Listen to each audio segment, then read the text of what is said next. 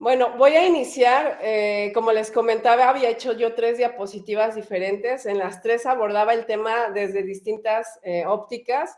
Sin embargo, creo que para mí fue muy revelador darme cuenta, por ejemplo, cómo estaban funcionando las instituciones, particularmente porque de ahí se deriva, ¿no? ¿Qué es la escolarización, sino la institucionalización de la educación, ¿no? Cuando se mete dentro de las paredes de la institución y se empieza a regular y a sistematizar, eso es parte de la escolarización. Entonces, la manera que yo considero que puede a lo mejor darnos un paso rápido, pero que nos va quedando como más claro el asunto de simplemente de por qué, de por qué hacemos lo que hacemos, está en verlo de una manera general, ¿no? General me refiero a pasar precisamente desde el tema de las instituciones para llegar a algo un poco más personal, pues entendiendo que la desescolarización mental no es sencillamente entender algo, sino más bien también cambiar muchas cosas, y eso implica un proceso individual, un proceso personal, ¿no? Entonces, si vamos de lo más a lo menos, voy a empezar precisamente con las instituciones. Y no me voy a detener mucho porque es una presentación, como les comentaba, algo larga. Entonces, ¿quién estableció las instituciones, por ejemplo, ¿no? ¿Fue Dios o fue el hombre? Aquí, pues estamos convocadas hermanas cristianas que sabemos que aún siendo incrédulas, por ejemplo, alguien tuvo que establecer un orden, ¿no? Pero como creyentes sabemos quién estableció ese orden y fue Dios, ¿no? Dios estableció esas primeras instituciones. Esas instituciones las crea, pues aquel que crea todo, ¿no? Creó el universo, la tierra, todo lo que existe en la tierra son parte de su creación, y por tanto él estableció para esto sus reglas, sus leyes y sus instituciones precisamente para mantener ese orden, ¿no? Del cual él es obviamente la autoridad.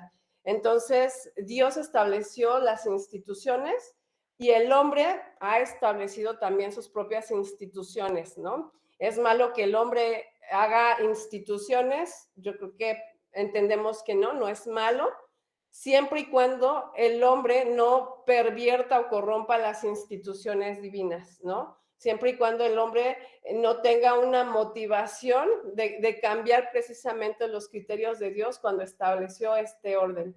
Entonces, llegamos a la parte en que sí fue Dios el que estableció instituciones, y encontramos que son 3 instituciones las que Dios estableció, que es la primera que encontramos en la Biblia, es la familia, ¿no? La familia y el hogar. Vemos que es el plan de Dios, que comenzó con Adán y Eva, y que es formado por un hombre y una mujer, y obviamente el fruto de esta unión, ¿no? Que son los hijos. Acá pongo 3 versículos, 2 de los evangelios, del evangelio según Mateo y según Marcos. Estos 2 versículos hablan sobre la enseñanza que encontramos en Génesis, pero es usada aquí para aleccionar o enseñar a los fariseos sobre el divorcio, ¿no?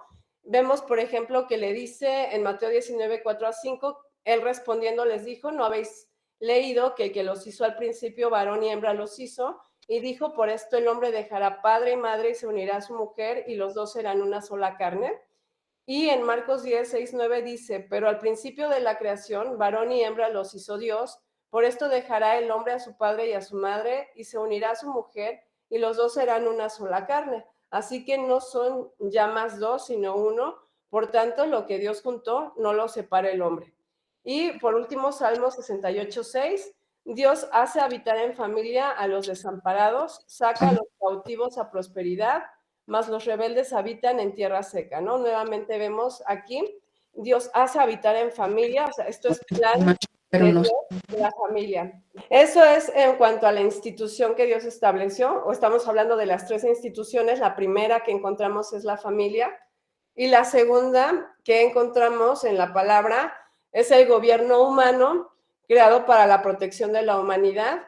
Y bueno, en este pues seguramente muchas de ustedes, ¿no?, que ya tienen tiempo en el Señor, han podido detectar muchos de los versículos que hablan sobre el gobierno humano, ¿no?, y qué se pide de él. Ahora, de todos los versículos que podemos encontrar, a mí este de Éxodo 18, 14, 22 refleja muy bien precisamente cuál es la función del gobierno, ¿no?, o para qué Dios establece un gobierno. Dice, viendo el suegro de Moisés todo lo que él hacía con el pueblo, dijo, ¿qué es esto que haces tú con el pueblo? ¿Por qué te sientas tú solo y todo el pueblo está delante de ti desde la mañana hasta la tarde? Y Moisés respondió a su suegro, porque el pueblo viene a mí para consultar a Dios. Cuando tienen asuntos vienen a mí y yo juzgo entre el uno y el otro y declaro las ordenanzas de Dios y sus leyes. Entonces el suegro de Moisés le dijo, no está bien lo que haces, desfallecerás del todo tú y también este pueblo que está contigo, porque el trabajo es demasiado pesado para ti, no podrás hacerlo tú solo. Oye ahora mi voz, yo te aconsejaré y Dios estará contigo. Está tú por el pueblo delante de Dios y somete tú los asuntos a Dios y enseña a ellos las ordenanzas y las leyes y muéstrales el camino por donde deben andar y lo que han de hacer.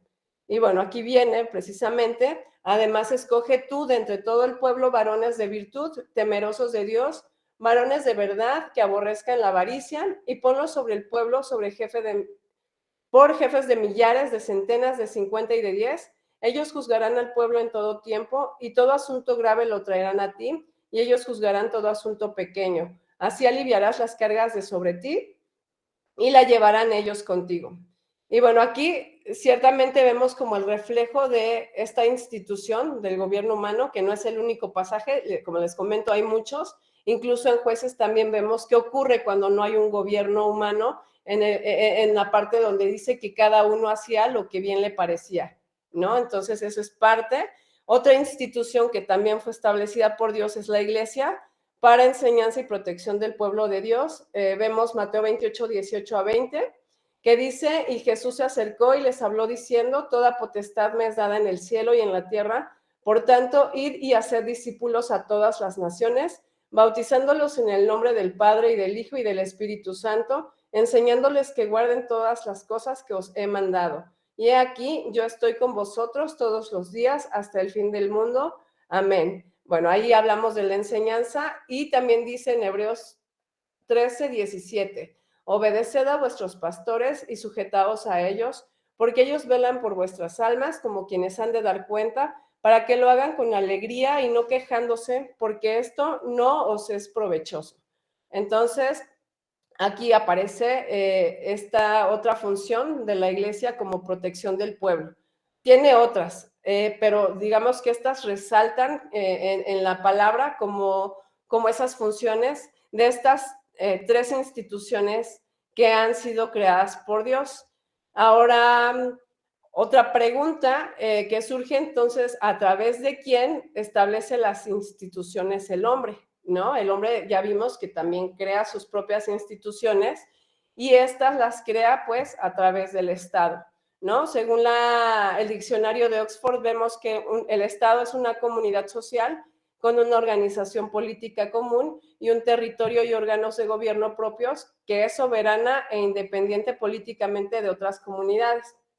Vemos aquí que entonces un Estado conlleva, entre otras cosas, órganos de gobierno, ¿no? Entonces, aunque Estado y gobierno no son sinónimo, uno entra dentro del otro, ¿no? Entonces, el Estado-gobierno debe responder a las necesidades del hombre o cuáles deben ser sus funciones, ¿no? Igual, vemos entonces que si el Estado-gobierno debe hacer lo que Dios hace, Dios responde a las necesidades del hombre porque Dios las conoce, Dios nos hizo. Ahora, ¿el Estado tiene esa responsabilidad también o cuáles son las funciones que tiene? Para eso vemos Romanos 13, 1, 8, en el que ciertamente se nos exhorta a someternos, a sujetarnos a las autoridades, pero también nos dice mucho de cuáles son esas funciones que tiene el gobierno. Dice, sométase toda persona a las autoridades superiores, porque no hay autoridad sino de parte de Dios, y las que hay por Dios han sido establecidas. De modo que quien se opone a la autoridad, a lo establecido por Dios resiste, y los que resisten acarrean condenación para sí mismos, porque los magistrados no están para infundir temor al que hace el bien, sino al malo. ¿Quieres, pues, no temer la autoridad? Haz lo bueno y tendrás alabanza de ella, porque es servidor de Dios para tu bien. Pero si haces lo malo, teme, porque no en vano lleva la espada, pues es servidor de Dios, vengador para castigar al que hace lo malo, por lo cual es necesario estarles sujetos, no solamente por razón del castigo, sino también por causa de la conciencia, pues por esto pagáis también los tributos, porque son servidores de Dios que atienden continuamente a esto mismo. Pagad a todos lo que debéis, al que tributo, tributo, al que impuesto, impuesto, al que respeto, respeto, al que honra, honra. No debáis a nadie nada, sino el amaros unos a otros, porque el que ama al prójimo ha cumplido la ley. Bueno, entonces, no sé si alguna de ustedes ya tuvo oportunidad de leer o de echarle un vistazo, que yo creo que sí, porque muchas de ustedes sé que estaban formándose también en el curso de Hans Reck, pero tiene un artículo muy interesante que se llama El Estado no es Dios. Precisamente habla de cómo el Estado ha tratado de usurpar lo que divinamente Dios ha establecido, ¿no? Incluso los atributos mismos de Dios. Ahora, de acuerdo a lo que leímos ahorita de Romanos 13, del 1 al 8, vemos que efectivamente resaltan esas funciones del gobierno, ¿no? Sí se nos manda someternos, pero también resaltan esas funciones o esos límites del gobierno. Ahora, en este artículo de Hans Reck viene esta parte, tomé algunos párrafos que son muy ilustrativos del tema que estamos hablando, porque precisamente el gobierno o las funciones de gobierno, según lo que leímos, está para alabar las obras buenas y para castigar lo malo, o sea, para administrar justicia según los criterios de Dios. Sigue siendo Dios, no el gobierno, quien define qué es bueno y qué es malo, ¿no? Hasta ahí vamos pues entendiendo que efectivamente el gobierno tiene una función, pero esa función está limitada y esa función limitada no tiene facultad para cambiar esos criterios de Dios, ¿no? Si estudiamos, y voy a hablar un poco también sobre el positivismo, precisamente porque el positivismo es una filosofía que se metió en la educación en México en el tiempo y en el gobierno de Benito Juárez, pero prácticamente está en la mayoría de los países como detrás de, ¿no? Como en el currículo oculto. Entonces, o en lo imperceptible.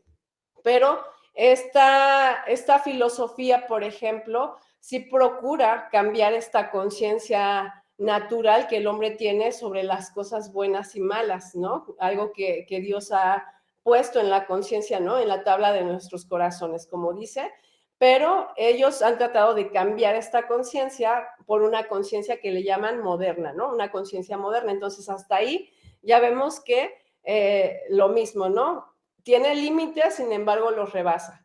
Ahora, el gobierno dice no está para alimentar a los pobres, ni para sanar a los enfermos, ni para educar a los niños, ni para decirnos a quién debemos adorar.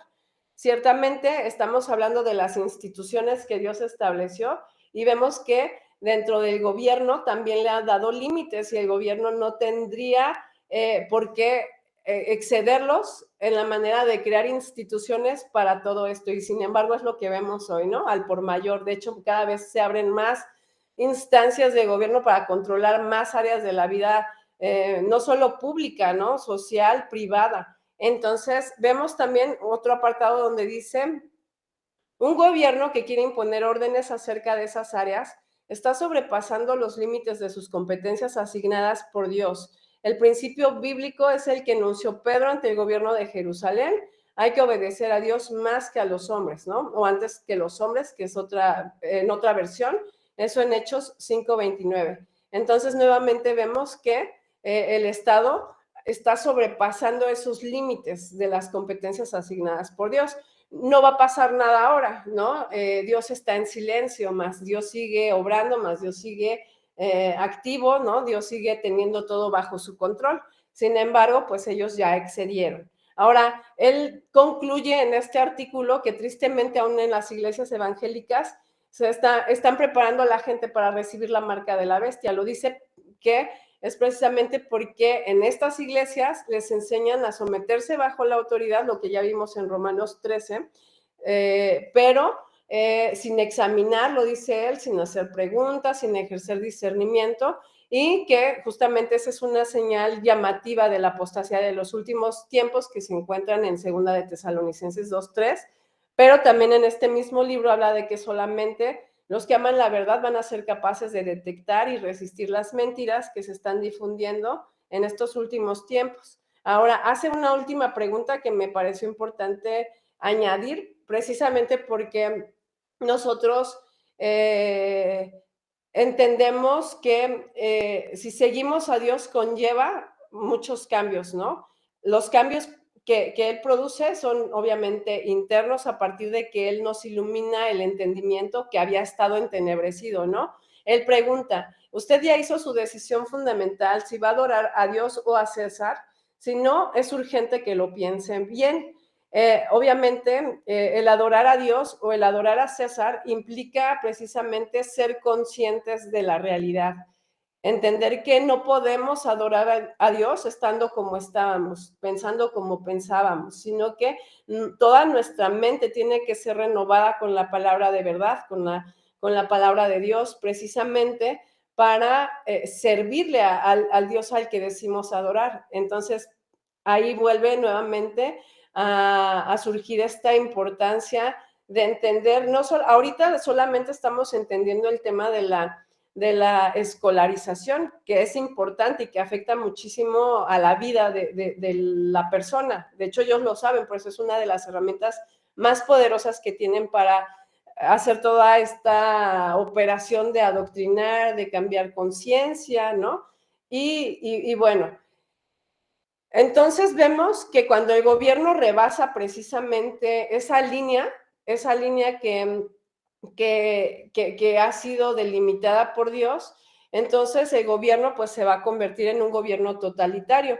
Ya lo decíamos, que aspira a tener los atributos de Dios. Aquí sigo yo hablando sobre el mismo artículo de Hans Reck del Estado como Dios, y bueno, lo que ya sabemos, Dios no tiene un gobierno totalitario porque el totalitarismo es una derivación del pecado y Dios es un Dios santo. Entonces, todo gobierno de Dios es justo y todo gobierno de Dios es bueno, no hay corrupción en él. Sin embargo, el gobierno en manos de hombres corruptos, inclinados al pecado, va a dar por consecuencia un gobierno que caiga en un extremo, ¿verdad?, hacia el poder. Ahora, ¿cuáles son esos atributos que él pone? Bueno, me parece que también pone un poquito más sobre el primero, de cuando se siente todopoderoso el Estado, pero algo así podemos ver que el gobierno, por ejemplo, y lo podemos comprobar nosotros acá en las comunidades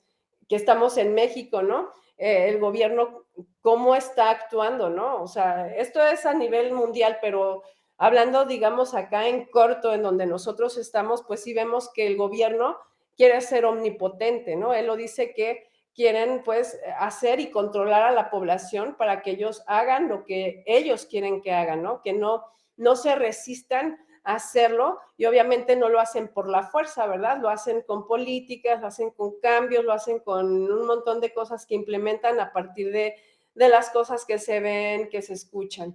Ahora, la omnipresencia es otro atributo de Dios que el gobierno obviamente desea tener, ¿verdad? Desea ser omnipresente y Hans Rega habla precisamente de que en esa omnipresencia el gobierno quiere saber todo de nosotros, ¿no? Ya hace tiempo, ya por ahí empezando los 1900 y algo, se había encontrado un documento en una impresora que hablaba de algunos planes que se tenían, ¿no? Se considera que es de una sociedad secreta que pues mantenía pues muy guardaditos los planes que tenían. Y uno de esos planes precisamente era utilizar la tecnología. Les hablo cuando todavía el Internet no explosionaba como ahora, pero ya lo veían como una medida de control, que claramente ahorita ya se ha hecho más que visible, ¿no? ¿Y qué hace el Estado? Pues el Estado recibe también subsidios, financiamientos, recibe mucho dinero de las grandes corporaciones y obviamente esto pasa a ser algo muy factible para ellos, ¿no? Llegar a saber qué hace el ciudadano, dónde está, con quién habla, todo eso, bueno, lo comenta también en ese artículo. Ya luego les paso el enlace porque creo que es un artículo indispensable, necesario de leer para todo cristiano. Ahora, la omnisciencia de Dios es aquí un tema un poco delicado también, porque sabemos que la omnisciencia de Dios, pues, es solamente Dios es dueño del conocimiento, ¿no? Él conoce las cosas antes de que ocurran porque Él es dueño prácticamente del conocimiento. Ahora, las ciencias, la ciencia como tal buscaba y tenía desde su origen el propósito de buscar la verdad. Ese era el propósito de la ciencia. De hecho, eso significaba ciencia. Ahora vemos que la ciencia está al servicio del poder, no está al servicio de la verdad. Entonces, las mismas instituciones crean sus propias verdades, las riegan, las distribuyen para que precisamente la población se empiece a formar sobre la base o sobre los fundamentos del error, de la mentira, ¿no? Esto no es conspiración, hay muchas cosas que podemos ver en ese sentido. Uno de los fundadores de un movimiento ambiental muy conocido, de Greenpeace, él recientemente en una entrevista comentó que ya no era parte del equipo de Greenpeace, que él se había salido porque ya había pasado a manos de los políticos, cuando antes estuvo en manos de científicos, ¿no? Preocupados por el medio ambiente. Entonces, cómo todo empieza a ser tomado desde las manos del poder precisamente. Entonces, vamos a ver precisamente qué instituciones, la pregunta, y esto sigue siendo del mismo artículo, estas instituciones deben ser dominio del Estado. ¿Qué dice la Biblia al respecto, no?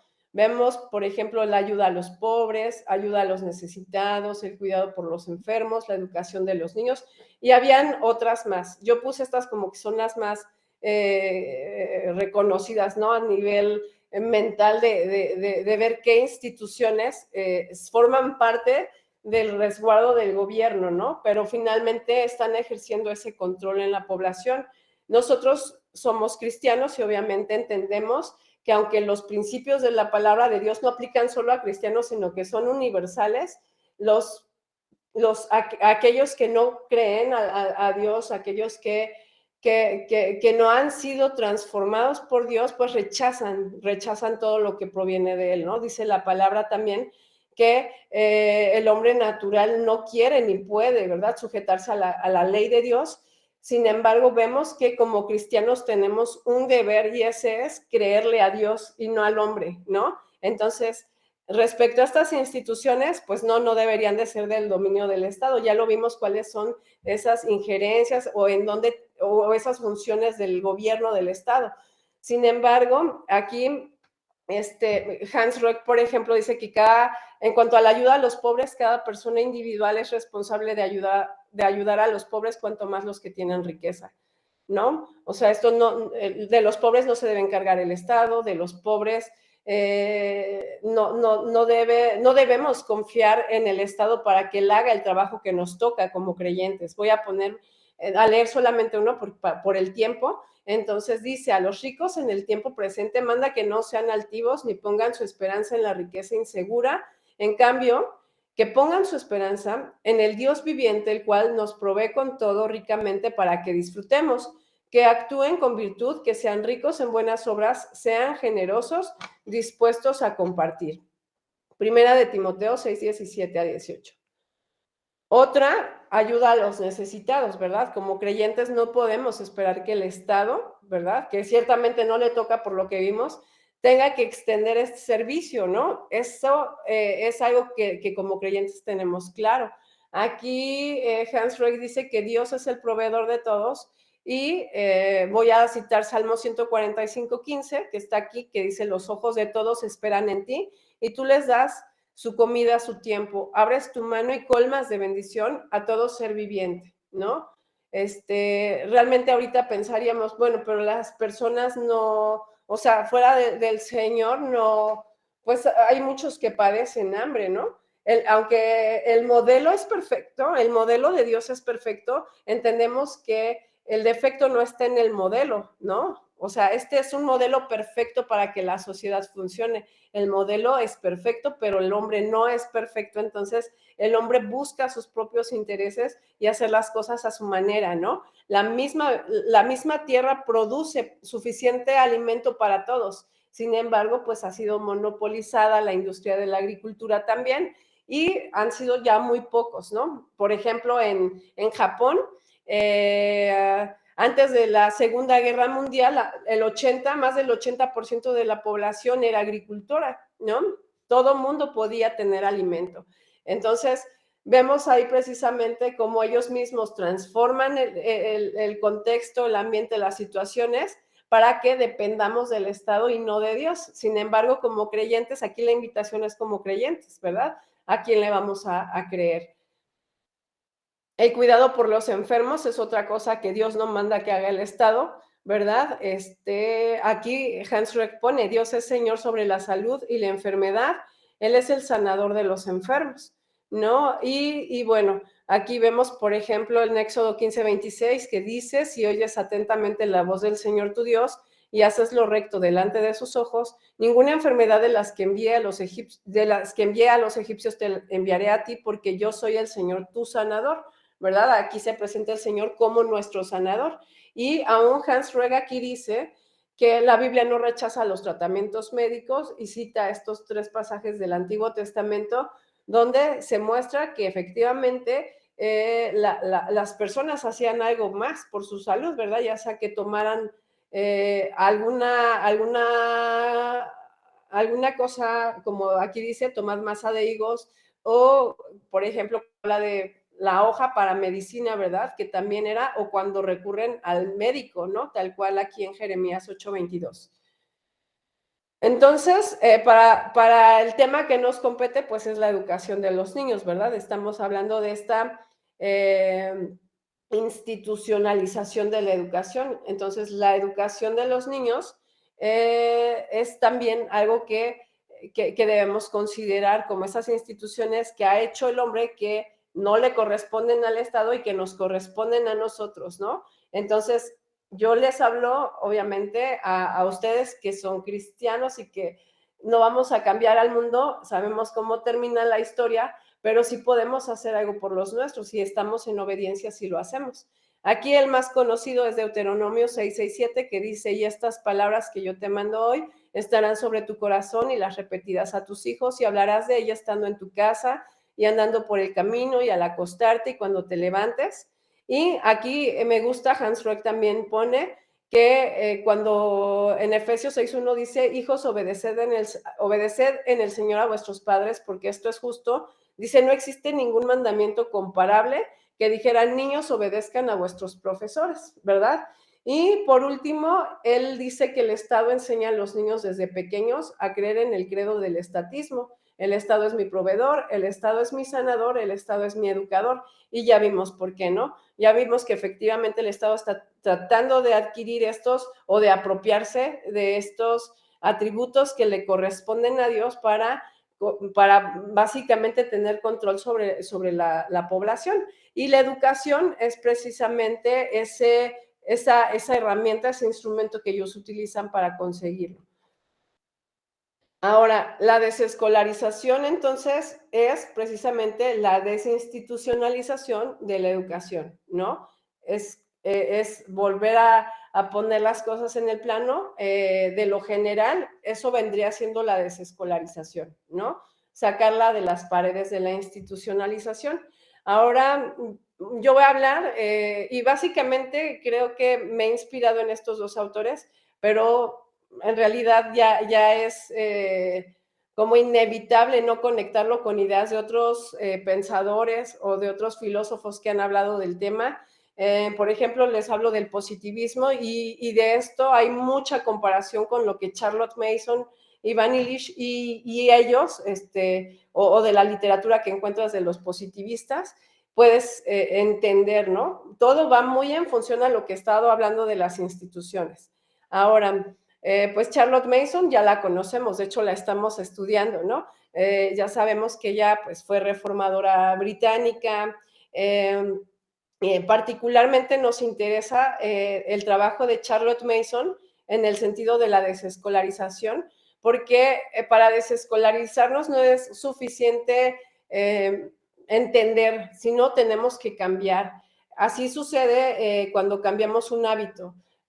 Ya hemos visto, y no sé si ya han llegado a esa parte de la lectura, pero cuando nosotros repetimos mucho una acción, hacemos un surco en el tejido cerebral de la mente, de manera que el tejido no vuelve, digamos, a repararse, o si eso ocurriera, tardaría muchísimo tiempo. Lo que hace precisamente, o lo que hacemos nosotros es cambiar el agua, ¿no? El agua que va a correr por ese surco. Entonces necesitamos forzosamente reemplazar conceptos. Y Charlotte Mason nos ofreció pues una pedagogía que está inspirada, claro, en una filosofía, pero también en un método basado en la ley natural, lo cual nos ayuda a reemplazar esos conceptos que teníamos sobre la educación y que fueron previamente moldeados por el sistema. Ahora, Ivan Illich, él muy conocido, fue un pensador austriaco.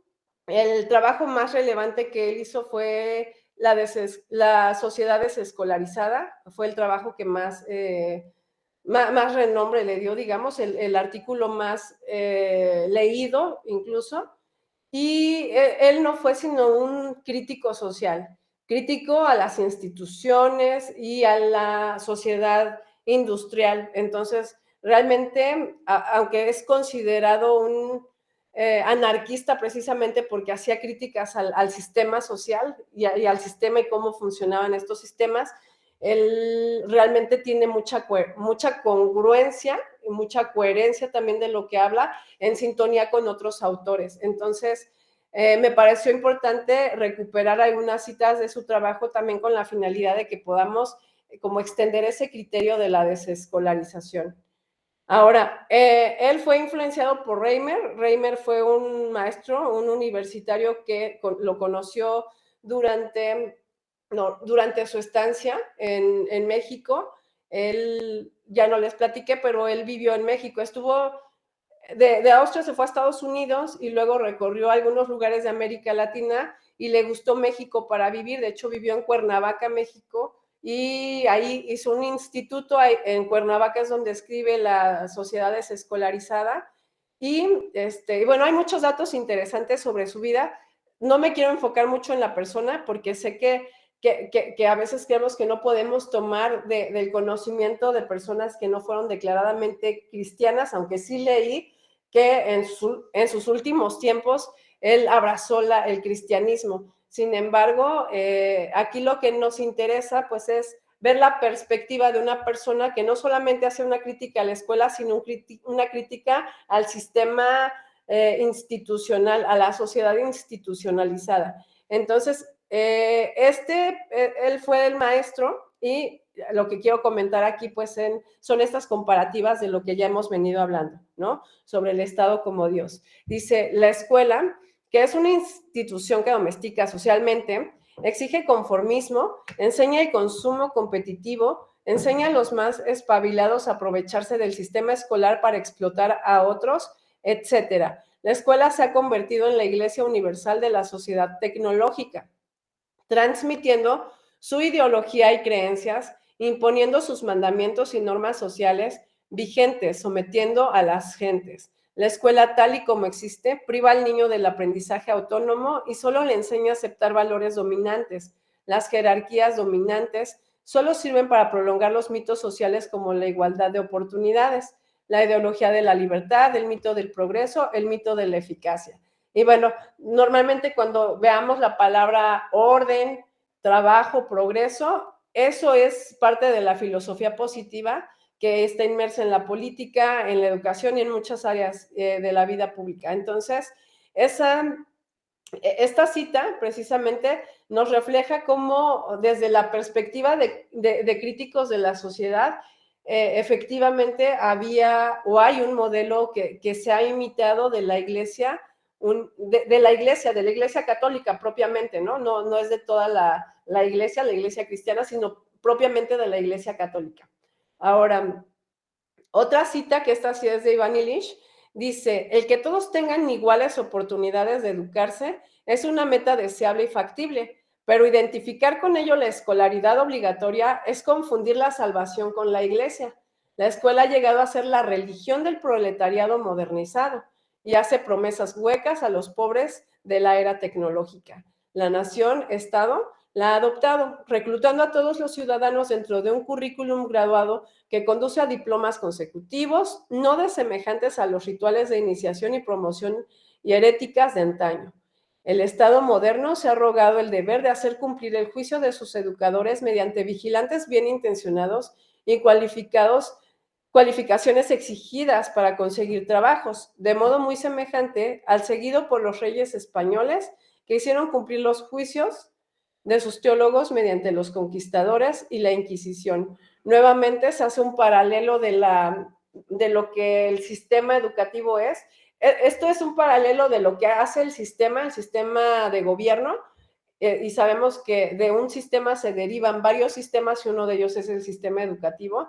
Y de aquí entendemos también que incluso los positivistas no solo lo hicieron a nivel sociedad, ¿verdad? Ellos son los arquitectos de la sociedad actual, quienes la han configurado, sino que esto además pasa también a la parte de las escuelas, de lo más a lo menos, ¿no? En el orden de la escuela, en la estructura de la escuela.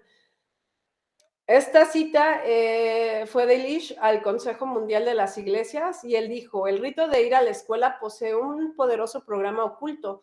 La primera cosa que el niño aprende de este programa oculto de la escuela es el antiguo adagio de fe corrompido por la Inquisición: fuera de la escuela no hay salvación, fuera de este rito no hay salvación.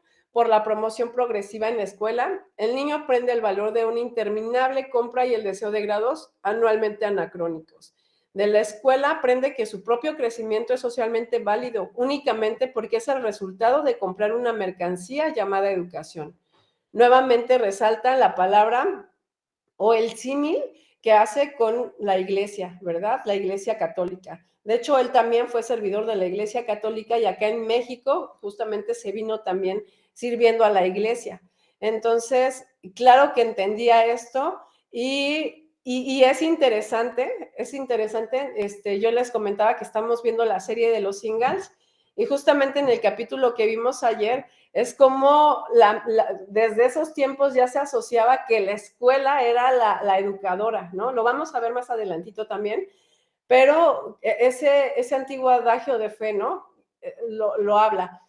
Ahora no es fuera de la escuela no hay salvación, sino fuera de la escuela, la salvación sería más bien como no hay progreso, no le va a ir bien en la vida, no va a encontrar trabajo, no va a ser nadie en la vida, ¿no? Entonces, todas esas cosas se pueden reflejar incluso desde los primeros tiempos en donde ya empezó a formalizarse o a institucionalizarse de esta manera la educación.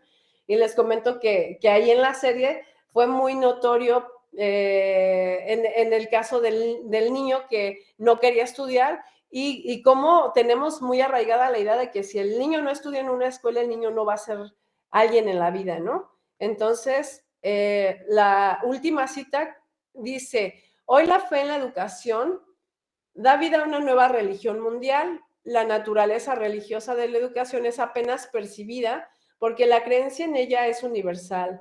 Dice: marxistas y capitalistas, los líderes de las naciones pobres y de las superpotencias, rabinos, ateos y sacerdotes comparten esta creencia. Su dogma fundamental es que un proceso llamado educación puede aumentar el valor del ser humano, que da como resultado la creación de un capital humano y que conducirá a todos los hombres a una vida mejor. Nuevamente, ¿no? Sobre la misma idea, nada más que recordemos que además de todo, la escuela surge después de la revolución industrial, donde claramente el modelo de industria fue replicado en las escuelas porque lo que querían era justamente ahora formar a los que iban a estar laborando en las industrias, ¿no? Entonces, realmente, Charlotte Mason, por ejemplo, habla y ya mencionaba mucho, y de hecho su propuesta, como lo he mencionado varias veces e incluso está ahí en la página, hizo una propuesta para hacer frente a una educación utilitaria. Una educación utilitaria es precisamente que busca producir algo, algo material, algo tangible con eso que el niño estudia, ¿no? Es por eso que vemos que las artes, ya no se aprecia el arte en las escuelas, ¿no? Si se dan cuenta, ya no se lee poesía, han dejado de practicar muchas cosas que no producen cosas tangibles y materiales, ¿no? ¿Por qué? Porque no tienen valor, porque justamente lo que se produce no aporta un capital humano, ¿no? Entonces, estas cosas son como de considerar. Si hablo del modelo jerárquico que imitaron de la Iglesia Católica, ¿y qué encontramos, por ejemplo? Que, por ejemplo, los positivistas, el positivista más, o el que formuló la filosofía positiva, que fue Auguste Comte, fue un filósofo francés que desarrolló, no se le ocurrió de la nada estos principios, sino que eran principios que ya venían hablándose. Él de hecho tuvo y sirvió a un secretario muy conocido en su tiempo, que también habló sobre estas ideas. De hecho, se pensó que cuando él se separó del servicio a esta personalidad, él desarrolló su filosofía positiva y se consideró que imitó mucho de las ideas de este personaje. Entonces, en realidad las ideas las hemos visto que se han ido desarrollando a lo largo de mucho tiempo. Lo que sí encontramos aquí, por ejemplo, es que estas ideas tienen un fundamento, ¿no? Auguste Comte fue un positivista, pero fue también una persona muy allegada a la Iglesia Católica. Su familia había sido católica y lo que pudo percibir precisamente viviendo en ese entorno es que la Iglesia Católica ejercía un modelo de dominación que era muy noble porque la gente no oponía resistencia, ¿verdad? Era un modelo en el que los que eran dominados se sometían voluntariamente, ¿no? Porque sabían que era por su bien. Entonces, él ahora, déjenme decirles que también es el padre de la sociología, Auguste Comte, y tiene las personas que continuaron su trabajo, ¿no? Como Durkheim, que no solamente se dedicó a la sociología, sino que también a la educación. Y aquí vemos cómo efectivamente ese modelo fue llevado a la educación. Y bueno, ¿qué encontró él en este tema de la iglesia como ese modelo, de la iglesia católica como ese modelo de dominación? Pues que efectivamente, o sea, se puede no hacer una guerra directa contra las personas, sencillamente se les puede hacer creer que lo que se hace es por su bien, y ahí viene la palabra progreso, el progresismo de hoy, lo de la izquierda, o sea, hay muchas cosas que se unen a esta terminología. Y luego que vemos también que no solamente es a nivel de sistema general, del sistema de gobierno, sino que además se replica a los demás sistemas, como en el caso de la educación. Aquí ya brincaban palabras como el sacerdote, el profesor es el sacerdote, ¿verdad? La rendición de culto ya no va a ser a Dios, sino va a ser el culto a los hombres, a los hombres ilustres, a los muertos ilustres, así le llaman, y ahí vemos, por ejemplo, las efemérides, ¿no? Entonces ya no se le rinde adoración a Dios, ya se le canta a la bandera, se le canta a la patria, cómo han cambiado toda la terminología, pero todo surge de ese modelo que ellos pudieron imitar de la Iglesia Católica. Ahora, este, eh, serían muchas cosas las que pudiera decirles. Habla también del currículo oculto, por ejemplo, nosotros conocemos que hay un currículo visible, eso yo en la carrera de pedagogía también lo aprendí. Hay un currículo visible, claramente es el que todos conocen, incluso el niño puede saber de qué va a ir su día, ¿no? Más o menos entender en qué va a consistir el proceso de formación de un año, de cierto periodo, pero hay un currículo que es oculto, ¿no? Entonces, ese currículo oculto precisamente también forma parte decía él, de ese ritual. Es como ese ritual, ese momento en el cual se lleva a cabo el culto, ¿no? Tal cual. Entonces, hay muchas cosas que podemos, con suficiente tiempo y suficiente lectura, deducir de este modelo. Sin embargo, bueno, no me quiero detener mucho ahí porque todavía hay algunas cosas que quiero comentar. Y eso es precisamente que tenemos que renovar nuestra mente, ¿no? Romanos 12, 1 a 2 dice, así que, hermanos, os ruego por las misericordias de Dios que presentéis vuestros cuerpos en sacrificio vivo, santo, agradable a Dios, que es vuestro culto racional. No os conforméis a este siglo, sino transformaos por medio de la renovación de vuestro entendimiento, para que comprobéis cuál sea la buena voluntad de Dios, agradable y perfecta. Aquí encontramos, por ejemplo, bueno, aquí tomo de referencia la Santa Biblia YouVersion, no sé si tienen esa aplicación, de hecho lo compartí con Olga no hace mucho, un programa que a mí me ayudó mucho a renovar la mente. Son 7 pasos, te inspira con la misma palabra de Dios, pero algo que me gustó también es que yo ya he estudiado un poco sobre el tema de los hábitos, y de cómo hacer como esos cambios, ¿no? En los hábitos, cómo trabajarlos. Me gustan mucho también las neurociencias y sé que ahorita las neurociencias, aunque tienen mucha aplicación, lamentablemente, y como lo hemos visto, en manos de los expertos, de los especialistas hoy, pues no es de confiar, ¿no? Nosotros podemos hacer una interpretación incluso de esos recursos a la luz de la misma palabra de Dios. Y de hecho, pues como son leyes, finalmente podemos entender por qué, entendiendo la palabra, ¿no? Entonces, aquí, aquí eran 7 cosas y lo voy a comentar como muy breve, ahí lo pueden visualizar, pero es que es necesario, les comento que íbamos de lo general a lo particular. Ahora ya entendimos el tema de las instituciones y a quién le corresponde la educación de los hijos. Ya entendimos que efectivamente no hay una cuestión más bien sin intención o desinteresada. O sea, realmente el sistema educativo está diseñado para producir resultados específicos. Entonces, ¿qué tenemos que hacer como creyentes? ¿Qué nos manda Dios a hacer? Lo que vimos ahorita en Romanos 12, justamente renovar nuestra mente. Estos consejos los encontré en esta aplicación y lo voy a comentar rápido. Dice, deja de culpar a las circunstancias por la manera negativa de pensar. Necesitamos la humildad y complacencia de hacer de la palabra de Dios el estándar de nuestras vidas. Y exactamente, vamos a aterrizar estos consejos al plano de lo educativo, de esta escolarización mental que tenemos y que nos lleva a repetir muchos de los errores de los que fuimos víctimas en la escuela, ¿no? O de los que sin necesidad de hacerlo, pues fuimos expuestos. Ahora, ¿cómo podemos dejar de culpar a las circunstancias, ¿no? Por la manera negativa de pensar. Podemos justificarnos pensando que así me enseñaron, así me crecí. Cuando sentimos la presión social de los que están fuera, de por qué no los llevas a la escuela, te sientes tentado a ponerte en comparación y a competir, ¿no? Con los que están escolarizados.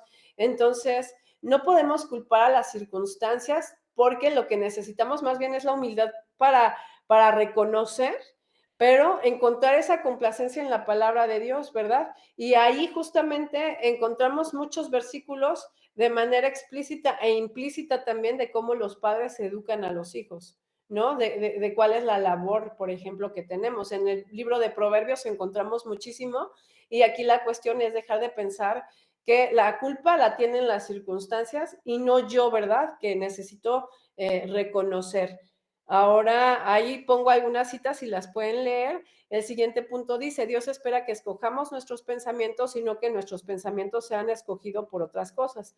Ahora, para poder escoger pensamientos diferentes, pues necesitamos conocer algo diferente. Es por eso y es muy necesario que ustedes sigan formándose, preparándose, para que en la medida en la que empiezan a conocer nuevas perspectivas y no nuevas en el sentido de novedosas, sino nuevas en el sentido en el que no conocíamos, ya no apelábamos al sentido común. Entonces, volver a ver las mismas cosas desde otros ojos, ¿no? O con otra óptica.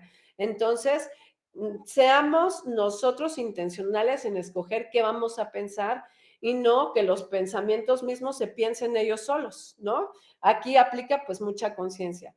La siguiente, perdón, todavía me faltan algunas. Tu mentalidad es lo que te controla, la mente es lo que tú controlas, ¿no? Entonces, tenemos aquí que entender que el 95% de las cosas que hacemos se dan de forma involuntaria, automática, ¿no? Ya son patrones, son comportamientos repetidos, son hábitos. Entonces, solamente podemos controlar un porcentaje muy pequeño, ¿verdad? Pero lo que habla aquí, por ejemplo, es que cuando la mente está llena de conocimiento, lo pasa, lo interioriza hacia la mente subconsciente, que es la que opera de manera automática.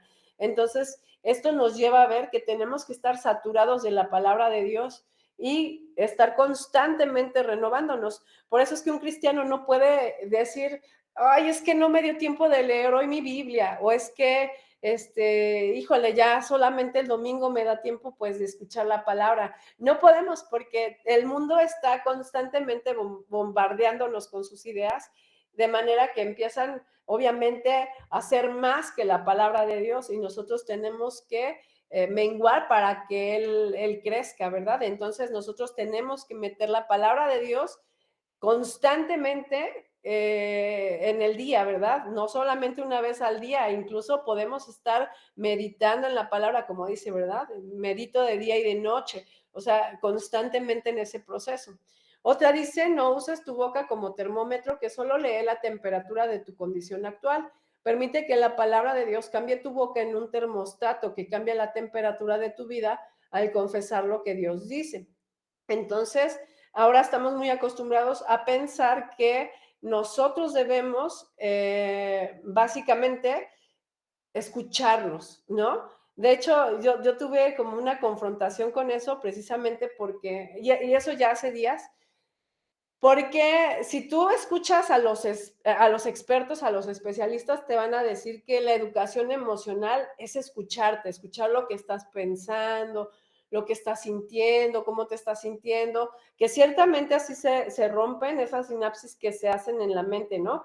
Que desencadenan emociones constantemente. Por ejemplo, te pasa una situación X y cada que pasa esa situación, como no eres consciente de que te ocurre, te va a seguir ocurriendo hasta que eres consciente de que te ocurre, algo pasa en el cerebro que la desconecte y ya no te sigue pasando, ¿no? Ese era en teoría el consejo. Sin embargo, no hace mucho leí que Charlotte Mason hablaba de que el niño no debe de hacer demasiada introspección, ¿no? Sino que debe de usar la ley externa que hay en él, que es la ley de Dios, la palabra de Dios, para regular su razonamiento, su comportamiento y todo. Entonces, creo que aquí va muy en función precisamente a no estar constantemente haciendo ese examen interno de qué siento y por qué me siento así, y más bien dejar que la palabra de Dios sea, las promesas de Dios sean eso que en lo que nosotros estamos pensando o lo que estamos repitiendo con la boca, ¿verdad? Constantemente.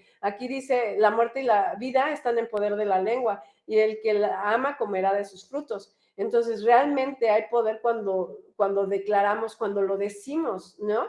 Entonces, no digamos lo que sentimos, sino declaremos la palabra de Dios, tal cual, hagamos de la palabra de Dios nuestra forma de hablar, ¿no? Así no solo nos bendecimos nosotros, sino también bendecimos a otros. Los pensamientos positivos no permanecerán, necesitan ser asistidos.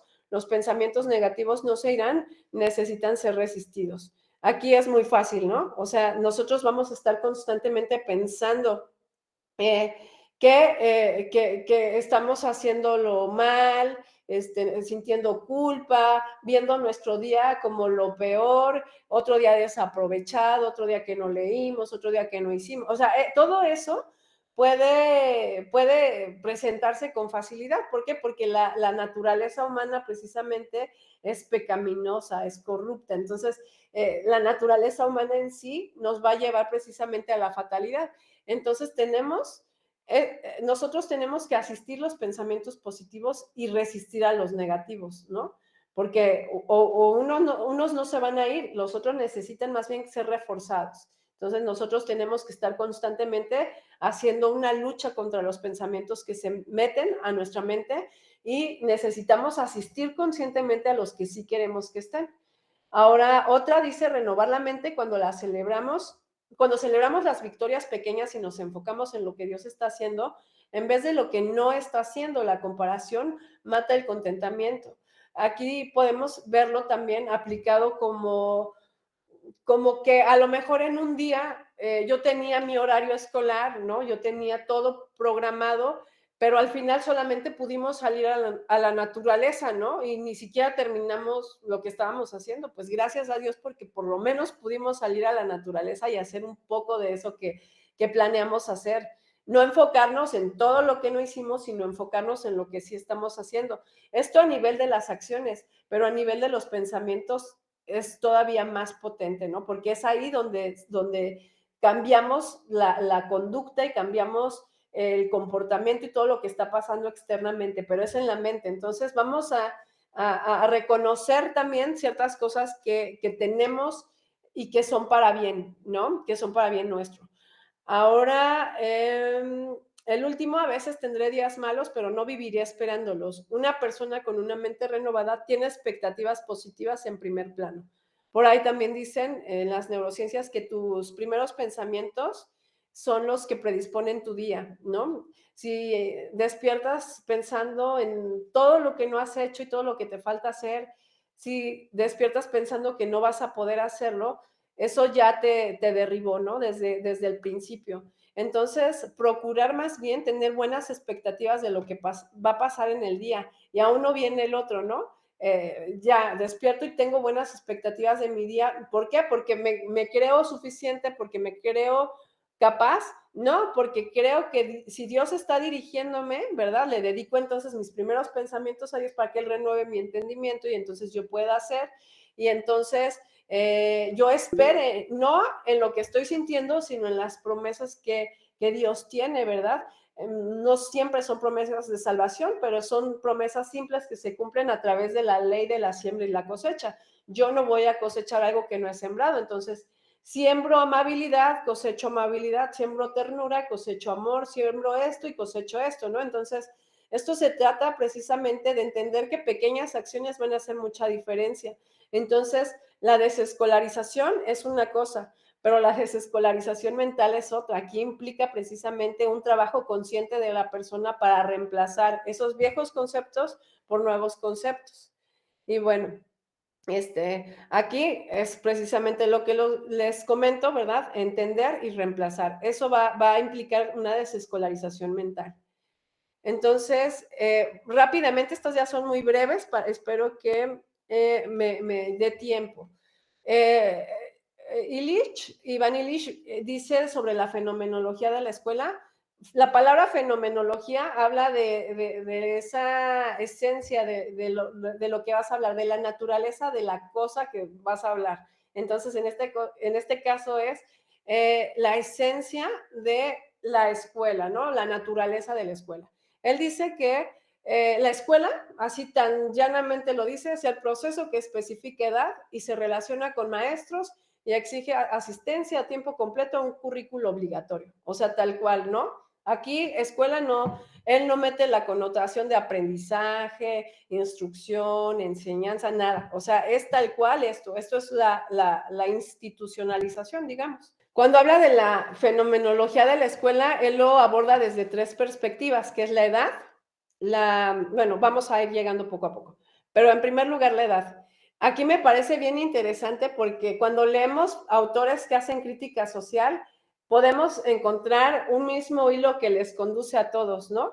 Uno es la observación, o sea, han pasado tiempo observando, ¿no? Caso de Charlotte Mason, caso de él, estaba estudiando un libro de historia comparada de la educación en México.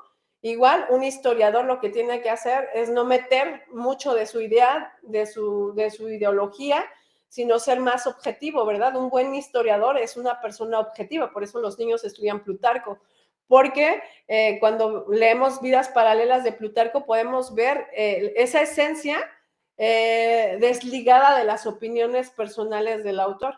Entonces, estos críticos sociales se acercan precisamente mucho y se aproximan mucho a la verdad a través de la observación, pero también obviamente conocen su campo y lo empiezan a relacionar con otras cosas.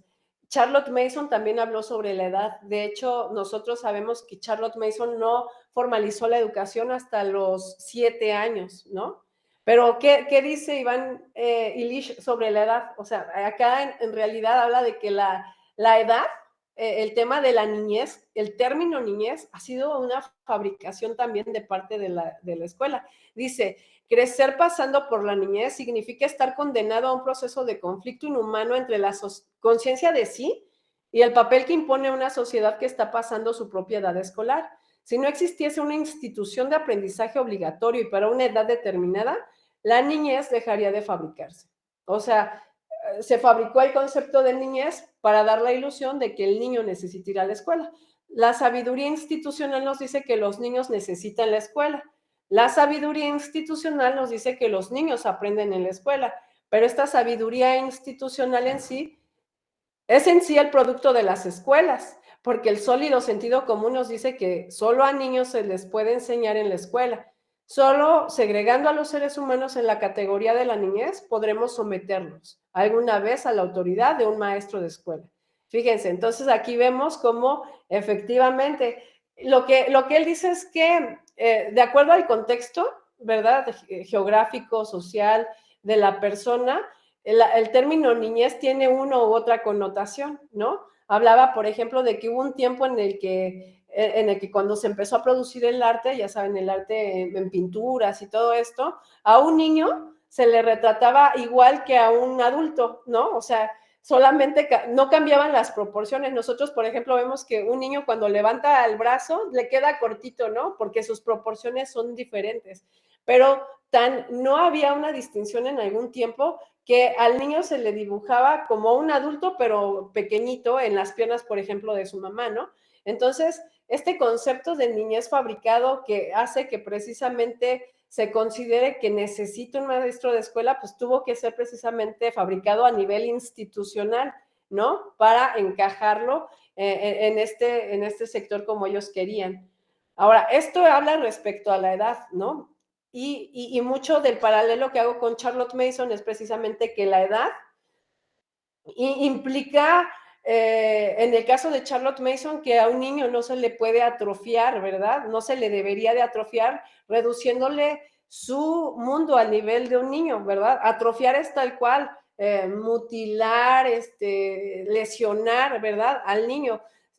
¿Cómo se le lesiona? Pues intelectualmente, ¿verdad? Porque rebajas todo al nivel del niño, en el concepto de niño que ha fabricado la escuela, no en el concepto de niño que nosotros entendemos desde la esencia que Dios le ha asignado, ¿verdad? Como un ser completo, como un ser, de hecho es el principio uno de la pedagogía, que seguramente ya lo pudieron discutir. Entonces no me voy a detener mucho ahí porque todavía ya quedan poquitas presentaciones. A ver, entonces, igual seguimos en la fenomenología de la escuela, vamos a ver profesores y alumnos, y bueno, dice, la escuela es una institución construida sobre el axioma de que el aprendizaje es el resultado de la enseñanza. Si ya leyeron el volumen 1, que es el que estamos leyendo, se darán cuenta que esta es parte de la teoría de Herbart, ¿no? En el que todo el resultado era parte de la enseñanza y no en sí de un proceso interno del niño, ¿verdad? La mente es el instrumento de su educación, ¿no? No es la educación la que produce la mente del niño, igual es principio 1. Dice, todos hemos aprendido la mayor parte de lo que sabemos fuera de la escuela. Los alumnos hacen la mayor parte de su aprendizaje sin sus maestros y a menudo a pesar de estos. Toda persona aprende a vivir fuera de la escuela. Aprendemos a hablar, pensar, amar, sentir, jugar, politiquear y trabajar sin la interferencia de un profesor. Ni siquiera los niños que están día y noche bajo la tutela de un maestro constituyen excepciones a la regla. Los huérfanos, los necios y los hijos de maestros de escuela aprenden la mayor parte de lo que aprenden fuera del proceso educativo programado para ellos. Los alumnos jamás han atribuido a sus maestros lo que han aprendido.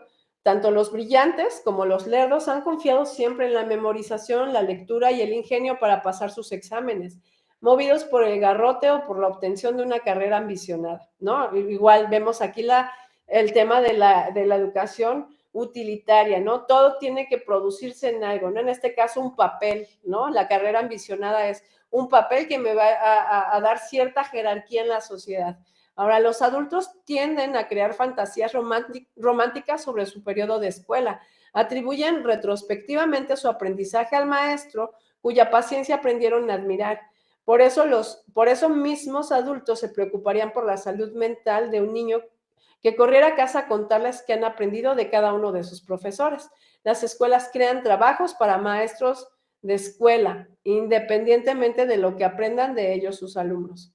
Bueno, ahí hay un documento, de hecho, que voy a dejar de tarea para leer a las mamás que están en mi comunidad, pero igual es un documento que pueden leer ustedes sobre la inactividad magistral, y ahí vemos que efectivamente la educación del niño no recae en el maestro, en qué tan bueno y brillante es el maestro, sino que toda educación es autoeducación en realidad. El niño va a retener únicamente aquello que ha procesado él por él mismo.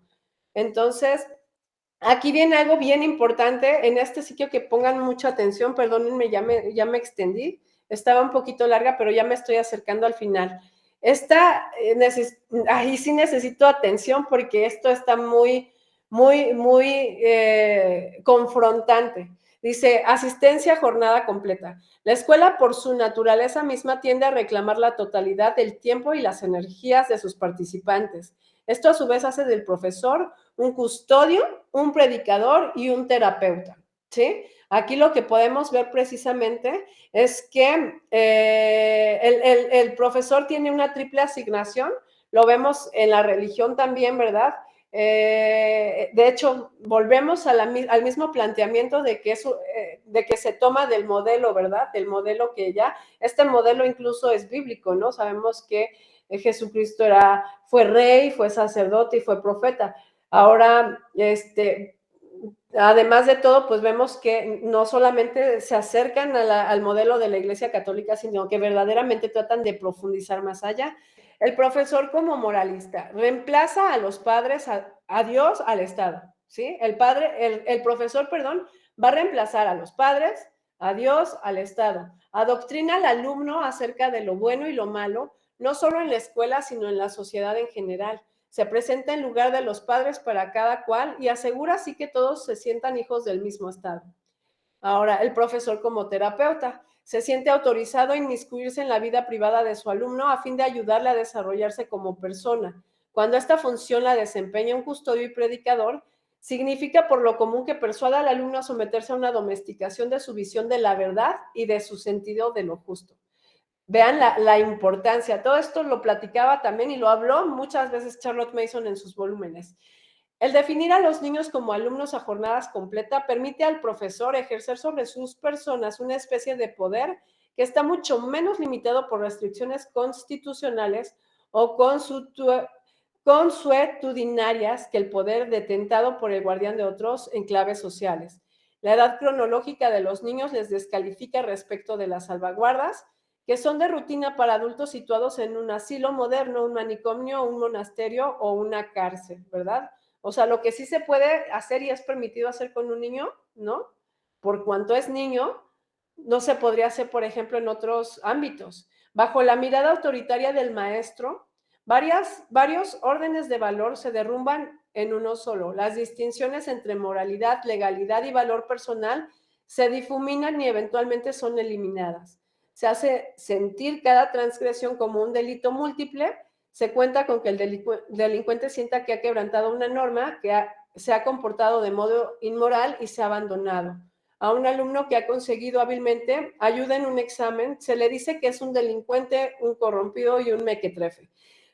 Fíjense, esto parece muy crudo, pero en realidad es mucho de lo que encontramos en la pedagogía de Charlotte Mason, ¿no? De cómo efectivamente el adulto figura, en el caso de la madre y del padre de familia, es como Dios para el niño. Ella lo dice en el sentido de que los padres deben saber el bien y el mal que el niño hace, ¿no? Y en ese sentido, la madre o el padre está comprometido a corregir las conductas de su hijo y de instruirle en la verdad. Sin embargo, el profesor que asume ese papel en lugar del padre va a continuar haciendo esto, lamentablemente, bajo su propia moral, bajo su propia cosmovisión, y todo eso va a terminar alejando al hijo de la fe. Precisamente lo que Charlotte Mason habla es que embota la conciencia del niño, de modo que ya no confía en su intuición de lo bueno y lo malo que venía con él, ¿no? A manera de conciencia. Entonces es importante entender esto. Y bueno, ya para finalizar, yo tengo un cuadro aquí comparativo que de hecho presentaba en el libro, es un cuadro nada más que habla en relación a las funciones docentes y de las funciones de mamá en casa desde la filosofía educativa de Charlotte Mason. Como yo les comentaba, o sea, la desescolarización mental va de entender todo esto, pero también de reemplazar muchos conceptos que tenemos. Entonces, esta tabla, que ya creo que no me va a dar tiempo de abordar, yo se las voy a compartir y de cualquier manera, ahorita vamos a hacer un tiempo de preguntas y respuestas. Gracias, Lili. Buenos días a todas. Yo quisiera compartir algo. eh, pues cuando hablaste acerca de renovar la mente y lo que veías en YouVersion, apenas estaba estudiando en casa el Salmo 43 y algo que vemos en los salmos es cómo David corre a Dios, ¿verdad? En su dolor, en sus problemas, derrama su corazón y después le dice, envía tu luz y tu verdad, estas me guiarán. Es como esos pasos ilustrados, ¿no? Acerca de decir, ok, esto me está encegueciendo, pero envíame tu luz, porque esto me conducirá a tu santo monte, es decir, a tu presencia, a tus moradas. Entraré al altar de Dios, al Dios de mi alegría y de mi gozo. Entonces ahí está cambiando ya el panorama. El Dios que es quien dice ser. Y me encanta porque al final dice, ¿por qué te abates, oh alma mía, y por qué te turbas dentro de mí? Espera en Dios, porque aún he de alabarle. Yo lo recordaba, de hecho, desde que estabas hablando esto, al final levanté la mano porque pues quería compartir que los salmos son este ejemplo de no estar pensando en el problema o en el ataque o en la situación difícil, sino en concentrarnos en quién es Dios, quién dice ser. Creo que es un tema que tenemos que profundizar en el sentido no de introspección, como les comentaba, pero sí de ver justamente hacia la promesa, hacia el Señor, ¿no?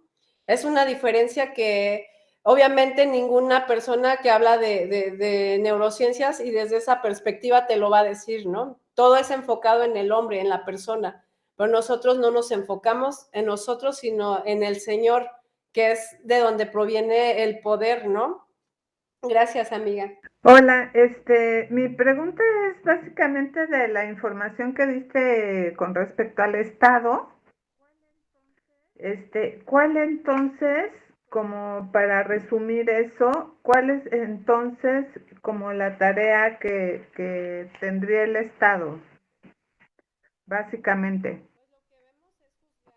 Pues lo que vemos es juzgar las causas, ¿no? Lo bueno, lo malo, pero bajo los criterios que ya han sido establecidos.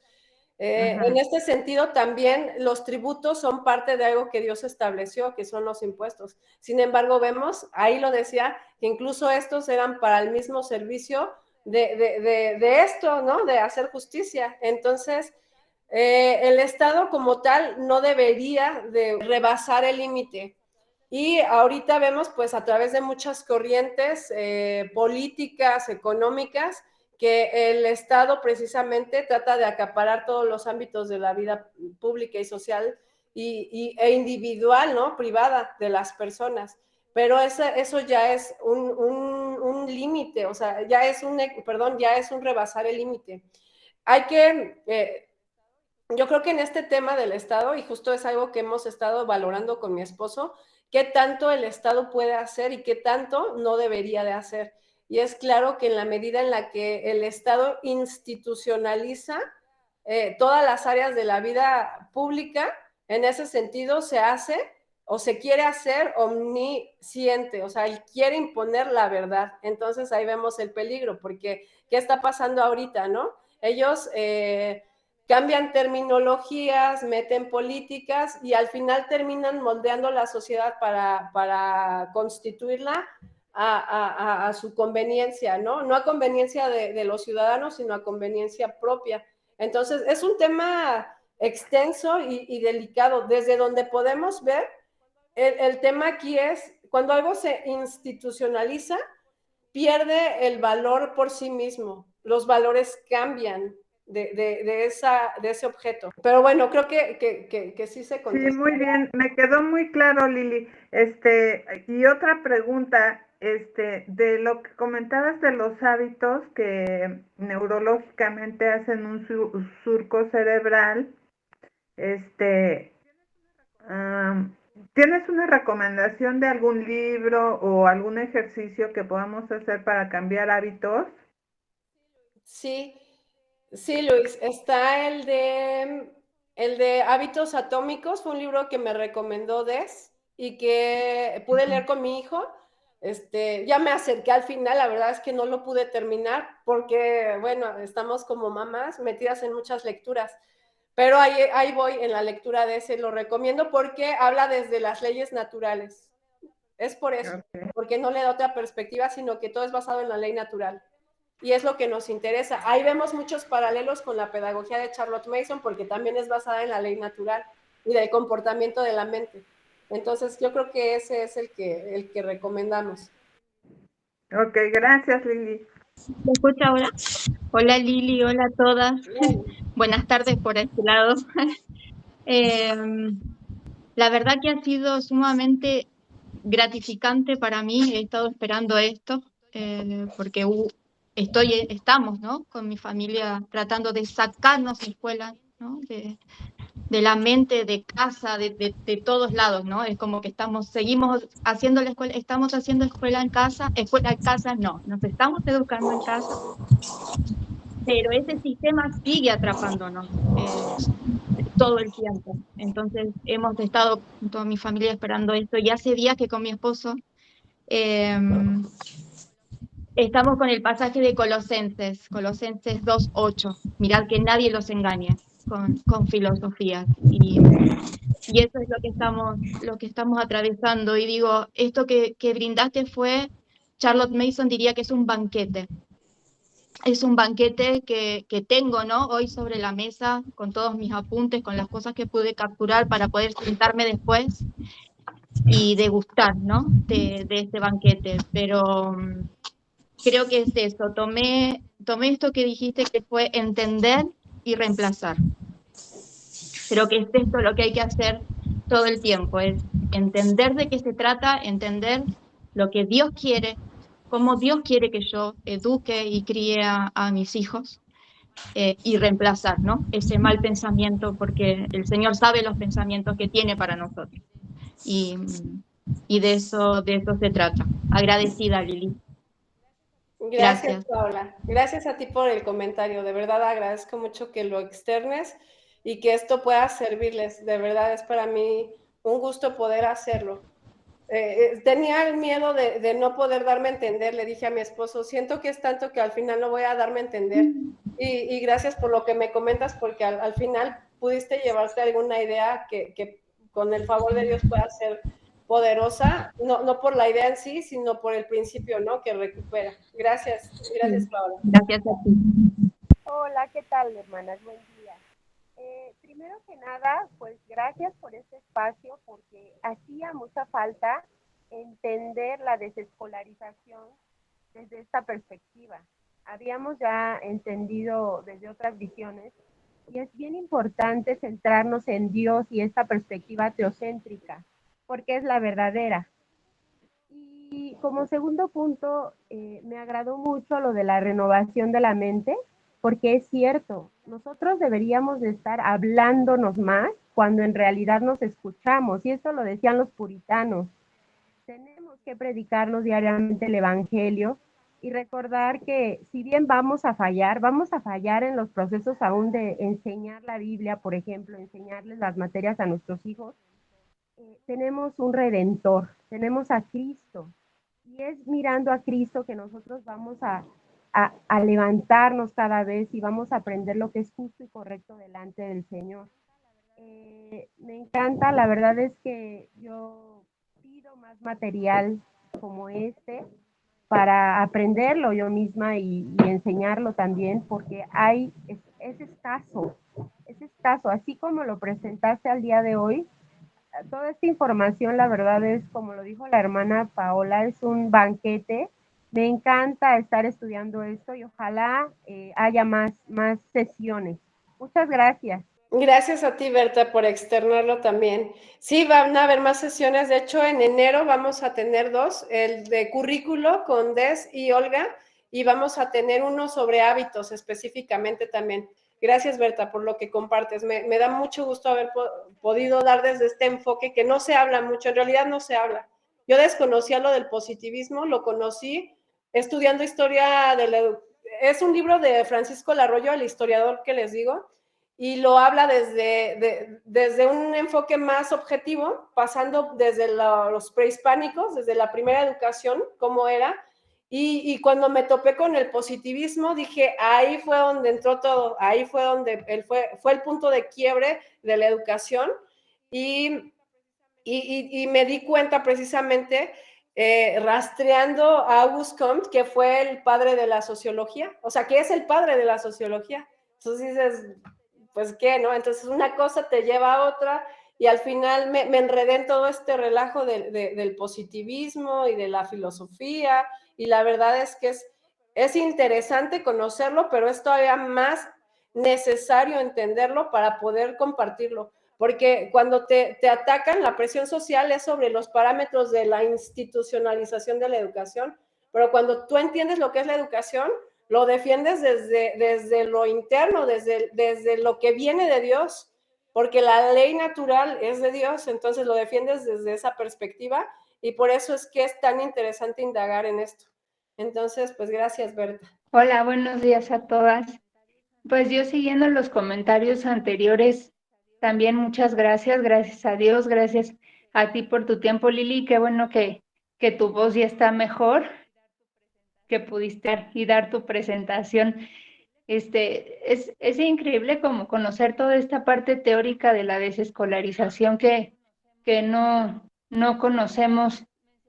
Y pues mencionas lo del positivismo y cómo los sociólogos a través de la reingeniería social cambian pues todas las sociedades, ¿no? A través de los conceptos del progresismo y de la modernización, todo lo que comentaste, es increíble ver cómo también en la sociedad, no, o sea, la escuela es como una herramienta, ¿no? Pero si lo ves como en términos globales, está ahí plasmado toda esta maquinaria que surgió con Augusto Comte y pues gracias a Dios que tenemos su palabra y que nos da esta gracia para buscar educar a nuestros hijos en casa y que ellos tengan como herramientas para hacer algo diferente.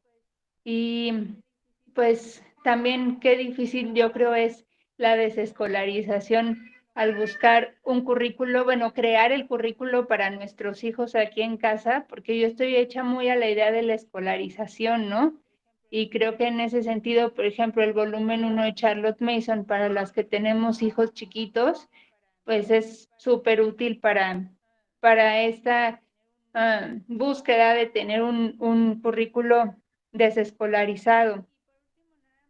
Y por último, nada más comentarles que, bueno, no sé, a reserva de lo que luego revisen Lili y Des, hay un libro de una autora mexicana que se llama Ana Ávila, que está en Kindle y cuesta menos de 100 pesos. Se llama Aprovecha bien tu tiempo y habla mucho de el uso, pues precisamente del tiempo, pero el cambio de hábitos, el cambio de mentalidad y lo lleva a un plano muy práctico. Y bueno, ella es creyente, entonces a mí se me ha hecho un libro muy útil para el establecimiento de rutinas y organización en mi casa. Y bueno, nada más era eso. Muchas gracias. Gracias, Gaby. Si nos puedes compartir el título aquí en los comentarios para que lo tomemos. Sí. Y sí, muchas gracias por el comentario también, Gaby. Es interesante conocerlo y es más interesante pues compartirlo también. Sabemos que esto no va a cambiar al mundo, ¿no? No estamos llamados tampoco como cristianos a cambiar las cosas, a cambiar el mundo, pero sí a impactar donde estamos y a llevar el evangelio, ¿no? Y una forma justamente hasta de abrir plática es a partir de esto, de llevarles a ver al Señor, ¿no? A través de todo esto. Hola, ¿qué tal? Buenos días. La verdad no tengo cámara, pero bueno, primero te quería agradecer por toda, pues ahora sí que toda esta información y toda esta ayuda. Y también quería hacer una pregunta. Por ejemplo, yo que tuve a mis hijos todos sus primeros años de alguna forma escolarizados, o sea, están bien chiquitos, pero la verdad es que con los dos empecé a los 3 años. Uno ya va a cumplir 4 y el otro 5. ¿Cómo deshago, o sea, cómo deshacer eso, sobre todo en el niño que ya está bien acostumbrado de alguna manera a tener su rutina aquí en casa? Y cómo le doy los temas, por ejemplo, que son de interés para él. Por ejemplo, su tema así favorito son los volcanes y siempre se lo presenté todo en forma de cómo lo hace Montessori. O sea, siempre tengo los gabinetes, tengo todo y entonces, o sea, lo sigo teniendo en la casa, ¿verdad? Porque pues todo lo compré. Eh, ¿Cómo deshago esa parte? No, la verdad no he como que encontrado esa forma porque sí entiendo pues qué es los hábitos, ¿verdad? Y la verdad es que antes pues nos parábamos y directo a alistarnos para la escuela, ¿no? Y ahora nos levantamos y vamos a otro, o sea, empezamos con otra perspectiva, ¿no? Que las salidas a la naturaleza, etcétera. Sí, mi amor. Pero cómo, no hallo yo cómo deshacer eso con ellos. Gracias. Sí, mira, algo que dice el libro de hábitos atómicos es que tú tienes que programar también a tu mente y ayudarle a través del ambiente. O sea, el ambiente muchas veces es propicio para que nosotros repitamos ciertas acciones. Entonces, eso ayuda para adquirir hábitos, pero también ayuda cuando quieres cambiarlos. O sea, a lo mejor tú en tu ambiente dejaste las cosas igual, pero las quieres hacer diferente. A lo mejor conviene que hagas un movimiento y empieces a hacer otro tipo de dinámica. Y ahí sí va a influir mucho qué tan constante eres para hacerlo, porque acuérdate que solamente, o sea, el surco puede estar formado, pero hay que reemplazarlo con algo más. Entonces, a una actividad, por ejemplo, que ya era muy mecánica para ustedes, porque lo que se formó en tu niño ya fue un hábito, ¿no? El hábito de irse a sentar a su sillita. Ahora tienes que cambiar ese hábito y reemplazarlo. A lo mejor, como tú dices, en lugar de irse a sentar a la sillita, se van a caminar, a hacer una caminata. Estás reemplazando una vieja cosa por una nueva y la empiezas a repetir de manera que se vuelva natural para ustedes, ¿no? Algo automático, algo más automático. Pero sí es bueno ayudarse del ambiente. Por ejemplo, él recomienda que si te cuesta trabajo levantarte o hacer, por ejemplo, algún trabajo, de hecho creo que pone el ejemplo de los que tienen home office y la misma mesa les sirve para trabajar. Entonces, eso confunde al cerebro porque en una misma cosa hace dos cosas diferentes.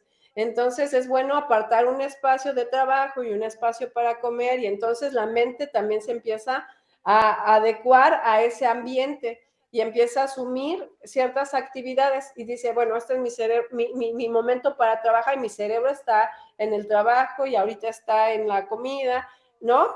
Delimitar o de marcar esos espacios es bueno también como para ayudarle a la mente. Entonces, simplemente haz las cosas diferentes. Los niños están dentro de un ambiente y el ambiente tú lo pones en casa. Entonces, el niño no manda en el sentido de que el niño va a recibir aquello de lo que tú vas a poner en su ambiente. Entonces, simplemente hacer las cosas diferentes y como ayuda a tus hijos, a lo mejor yo cambiaría la distribución. A lo mejor sí, si tenías material, libros y eso, guarda los libros, guardas lo que no quieres y pones visiblemente lo que sí quieres que haga. Ok. Sí, ya he guardado mucho material en cajas, pero la verdad es que me quedan todavía y lo tenía por toda la casa, porque por toda la casa veíamos. Entonces lo concentré en un solo cuarto y lo que ya no pude guardar en las cajas pero aún así solamente dejé así muy lo que es como que gabinetes de naturaleza y algunas cosas de números o así, ¿verdad? Ok. Pero bueno, no, pues muchas gracias. Ya como Bueno, que, y bueno, algo que nos ha ayudado mucho, me ha ayudado demasiado, ha sido los libros. Los libros en el sentido de que les tenía libros de muchos dibujitos y precisamente mi hijo me dijo, ¿sabes qué, mamá?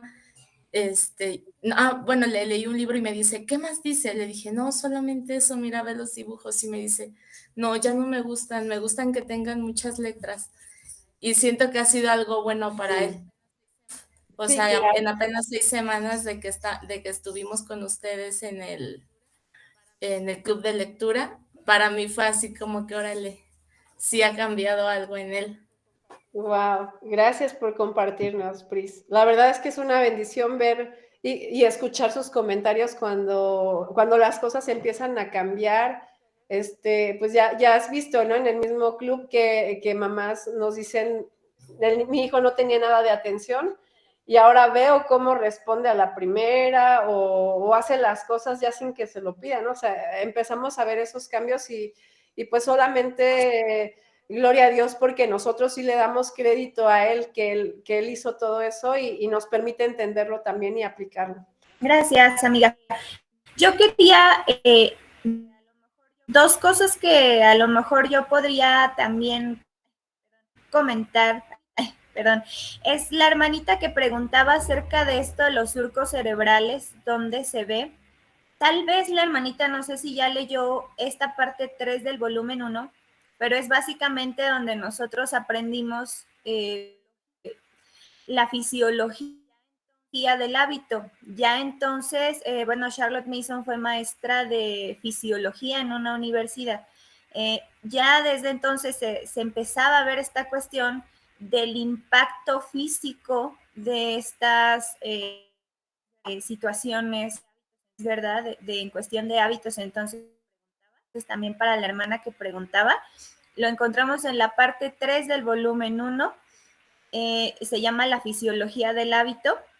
Y esta última hermanita que nos pregunta, bueno, preguntaba más bien esta cuestión de, decía que a su niño le gustan, por ejemplo, los volcanes. Y yo me imagino, ¿verdad? Que a veces como homeschoolers, que al querer desescolarizarnos, entonces nos empezamos a vertir por aquellas cosas que al niño, no, pues esta temporada le interesó los perritos y aprende de los perritos, ¿no? En este caso, tu niño, algo que me venía a la mente es que Charlotte Mason, su hija a los 9 años, recomienda la geografía al aire libre, que es decir, que tú salgas y tú mires, por ejemplo, un montículo, no tienes montañas cercas, pero ven un montículo y eso podría representar las grandes montañas. O sea, a partir de esas cosas concretas, el niño se hace la imagen de cosas tal vez abstractas que podría ver en un libro, pero que puede ver de primera mano de cerca. O en un riachuelo puede hacerse la idea de cómo son los grandes ríos, etcétera. Y en cuestión, por ejemplo, de que el niño tenga un hábito de sentarse y trabajar, realmente desescolarización no significa no tener un tiempo de aprendizaje, porque también es bueno que tengan el hábito de tener un tiempo de aprender en el día. Y este tiempo sí puede involucrar sentarse, puede involucrar escribir, no es malo, o sea, no nos estamos ahora yendo al extremo, ¿verdad? De que no hagan nada de este estilo, sino que lo va a aprender de una manera diferente, es decir, ya no vamos a usar libros de texto secos, sin sentido, sino que vamos a usar ahora libros vivos, vamos a utilizar el contexto literario para que el niño aprenda y nos vamos a hacer, en estas cuestiones de ciencias, lo vamos a hacer también de primera mano. Entonces, esto es lo que nos va enseñando precisamente el volumen 1. Nos va enseñando cómo podemos aplicar estas lecciones de una manera más que apele a las leyes naturales y que no sea tan rígido. Digo, Montessori, yo sé que no pretendía esta cuestión de caer en un utilitarismo, ¿no? De a fuerza este material y a fuerza de esta manera. Sin embargo, ha caído en eso. Es el gran peligro de hacer un sistema y no un método. Pero lo mismo que tú tienes y que ya compraste, pues los manipulativos ayudan mucho, por ejemplo, en matemáticas, como bien dices, las letras, ¿verdad? Tocarlas, no es necesariamente, ¿cómo te diré? Casarnos con un sistema, sino comprender una metodología que nos da la libertad de usar el ambiente, la disciplina, el hábito y la vida que nos proveen las ideas. Entonces, es como lo que yo quería ahondar un poquito en las respuestas de estas hermanitas. Buenos días a todos, a todas los que se encuentran ahí. Este, es una pregunta en relación a mi hijo. Realmente nos ha costado, yo creo que a las dos partes, tanto a él como a nosotros como padres, el hecho de desescolarizarlo. De hecho, tiene 15 días, 20 días aproximadamente que ya no va a la escuela. En relación a la metodología de Charles Mason, se nos ha dificultado un poco, pero creo yo y gracias a Dios vamos poco a poco. Te queremos dar las gracias por los apoyos que nos has brindado a mi esposa en particular. En relación a, y una pregunta para con él es, se ha estado involucrando un tanto en cómo manejar, en negocio, ¿no? O sea, como que le está interesando el hecho de, tanto de cuidar animales como de crear un negocio, un ejemplo, vender huevitos esos de confeti, cosas así. ¿Consideras tú que sea bueno para su edad? Ahorita tiene 11 años, estaba escuchando a una mamá por ahí que su hijo tiene poco que lo acaba de desescolarizar, de 3 a 5 años, y que se le ha complicado un poco. Entonces, en relación a mi hijo, llevaba ya 5 años escolarizado, y pues ya sacarlo así de un día para otro, sí se nos ha dificultado bastante, pero considero que ya la llevamos poco a poco. Entonces, mi pregunta más que nada es, ¿es bueno, por ejemplo, ahorita que ya se vaya interesando en un negocio como tal, o que vaya interesándole ese tipo no sé, de actividad? Sí, gracias, Seth. Mira, el asunto es fácil. Desde la perspectiva de Charlotte Mason, la educación no debe ser utilitaria. Ahora, si va a ser para el ejercicio ya como tal de un trabajo, yo creo que lo primero que tienes que hacer es sentar las bases de su educación antes del trabajo, porque todo lo que conocemos justamente es una educación utilitaria. ¿Para qué aprenden los niños? Para ganarse la vida, ¿no? O sea, para ser alguien en la vida, para tener trabajo. Es una escalada, ¿no? La educación, de hecho, en la crítica de Iván Illich, la educación, la escolarización, perdón, la escolarización hace que las jerarquías se marquen. En lugar de ser igualitario, hace que solo los que tienen el papel puedan desempeñarse en la sociedad y los que no tienen no lo puedan hacer. O sea, eso por un lado, ¿no?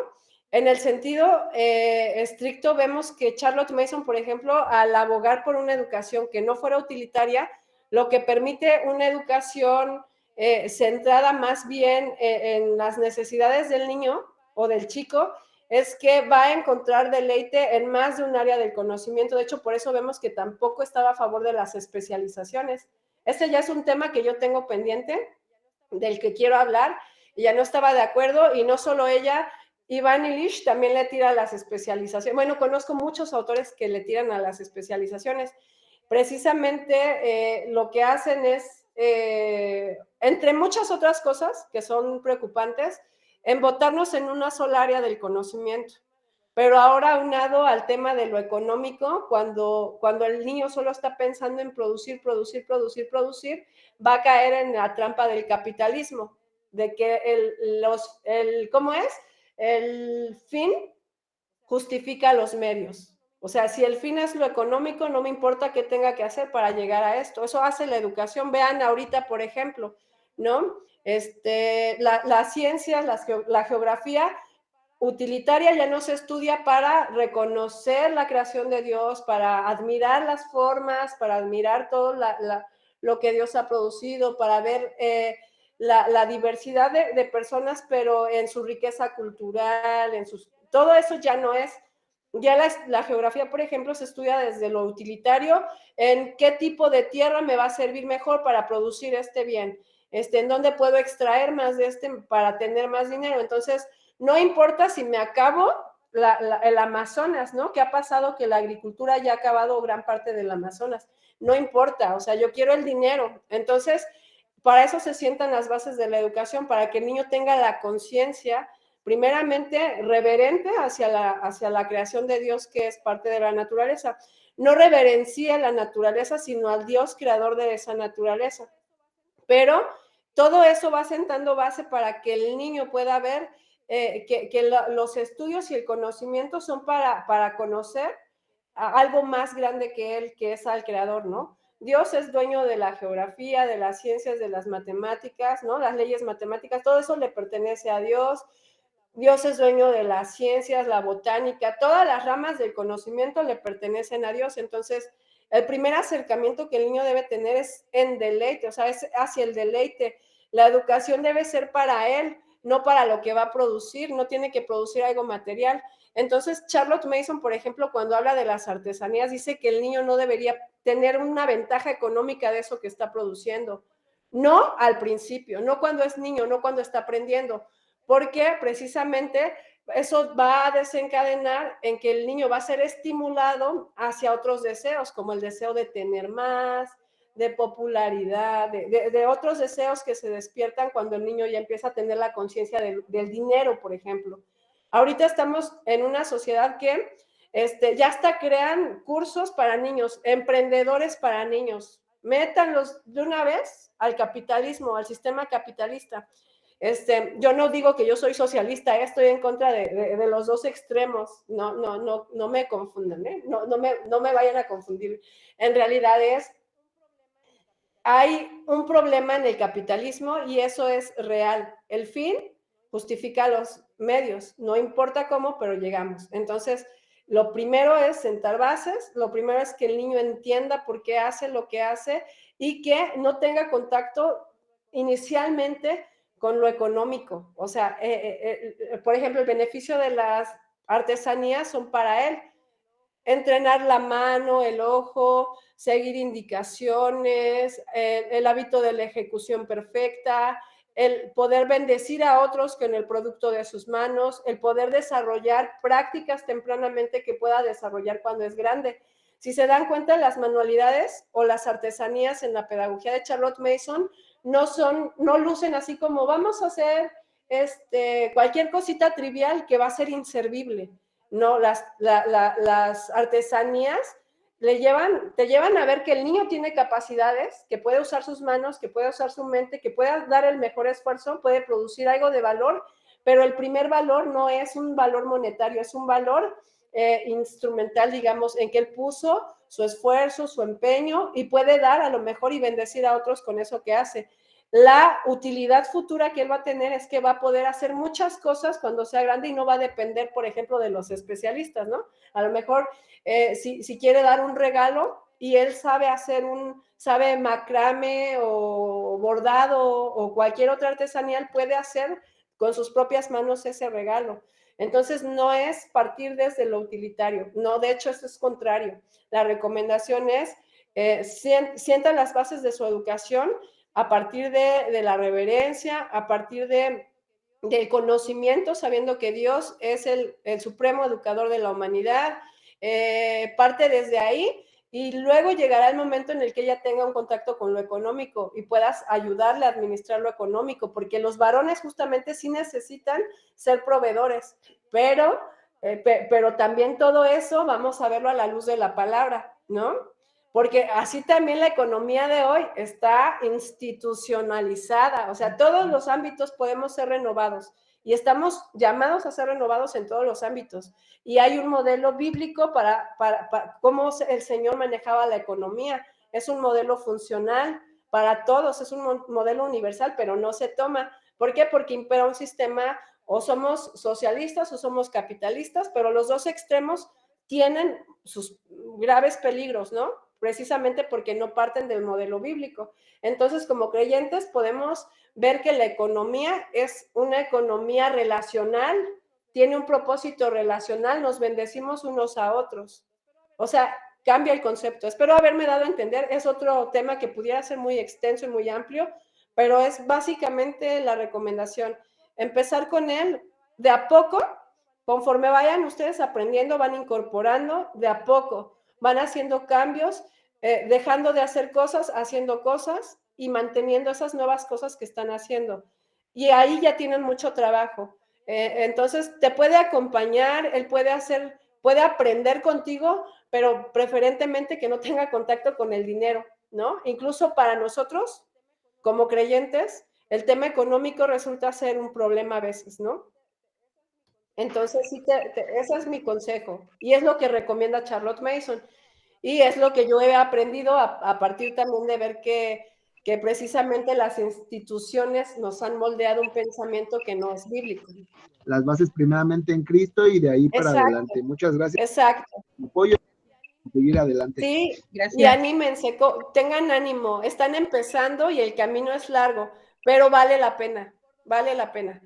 Por donde quiera que ustedes lo vean, iba a implicar un desafío. Si lo tenían en la escuela, el desafío iba a ser mayor porque iban a tener que revertir el que no tenían el corazón de su hijo con ustedes. Pero ahorita todos los desafíos, gracias a Dios, son para bien, son para cambiar cosas para bien. Entonces vale la pena que no desesperen, que sean pacientes con sus procesos. Los que se deben desescolarizar primeramente son ustedes, no los hijos. Los hijos se adaptan al ambiente que hay en casa, pero ustedes forman ese ambiente, entonces ustedes son los que tienen que darse tiempo y espacio para cambiar su mente, para cambiar sus pensamientos.